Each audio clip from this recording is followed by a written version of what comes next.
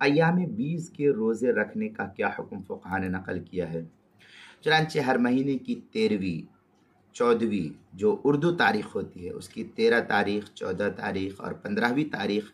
کے دن کو شریعت کی نظر میں، اسلام کی نظر میں ایام 20 کہتے ہیں۔ 20 درمیانی کا جو ہے تو 20 کہتے ہیں، با یا زاد 20 کہتے ہیں۔ تو ایام 20 کا روزہ رکھنا، یہ حدیث کے اندر اس کی بہت زیادہ جو ہے فضیلت بیان کی گئی ہے۔ چنانچہ عالمگیریہ میں وَيَسْتَحِبُّ صَوْمُ أَيَّامِ الْبِيضِ الثالث عشر والرابع عشر والخامس عشر، یہ فتاوی عالمگیریہ کی عبارت ہے، پہلی جلد صفحہ 201 جو مکتبہ رشیدیہ کوئٹہ بلوچستان کا چھپا ہوا نسخہ ہے اس کے اندر۔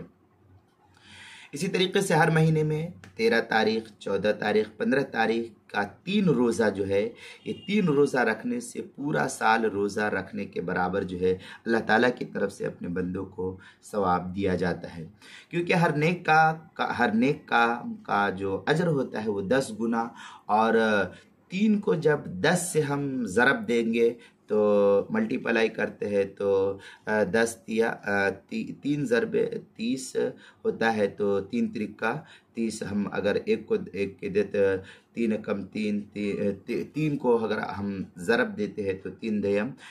30 ہوتا ہے۔ تو اس طریقے سے ہم 3 روزہ رکھتے ہیں تو 3 روزہ رکھنے سے 30 دن روزہ رکھنے کا ہم کو پورا کا پورا ثواب ملتا ہے، کیونکہ قرآن پاک کی آیت ہے، اللہ تعالیٰ کا خود فرمان ہے 8ویں پارے کے اندر، من جاء بالحسنۃ فلہ عشر امثالھا، یہ سورہ انعام پارہ نمبر 8 آیت نمبر 161 ہے، یہ اس کے اندر اللہ تعالیٰ نے بیان کیا ہے۔ تیسری صورت یہ کہ غنیت الطالبین میں ایک بات یہ نقل کی ہے حضرت شیخ عبدالقادر جیلانی رحمۃ اللہ علیہ کی طرف منسوب کرتے ہوئے کہ حضرت آدم علیہ السلام جب جنت سے زمین پر اترے تو تپش، دھوپ کی سختی کی وجہ سے ان کا بدن کالا ہو گیا، سیاہ ہو گیا تھا، اس لیے ان کو ایام 20 یعنی ہر قمری مہینہ جو اردو تاریخ کا چاند کا جو تاریخ کا نظام چلتا ہے، تو ہر مہینے کی 13 14 15 تاریخ کے روزہ رکھنے کا آپ کو حکم دیا گیا۔ تو حضرت آدم علیہ السلام جب پہلا روزہ رکھا آپ نے تو ان کے جسم کا ایک حصہ جو کالا ہو گیا تھا دھوپ کی تپش کی وجہ سے وہ سفید ہو گیا، پھر جب دوسرا روزہ رکھا تو جسم کے 2 حصے سفید ہو گئے، اور جب تیسرا روزہ رکھا تو ان کا سارا جسم سفید ہو گیا۔ تو اسی بنا پر کہتے ہیں کہ اگر یہ رکھیں گے تو ہمارے گناہ بھی اس طریقے سے ختم ہو جائے گے۔ چنانچہ یہ بحث جو غنیت الطالبین کی صفحہ 546 پر اس کو نقل کی گئی ہے، جو غنیت الطالبین اردو شیخ عبدالقادر جیلانی کی طرف منسوب ہے، ترجمہ مولانا محمد صدیق ہزاروی کا لکھا ہوا ہے ترجمہ، جو HM سعید کراچی کا چھپا ہوا نسخہ ہے سعیدی، اس کے صفحہ 567 اور 568 ہے، اور جو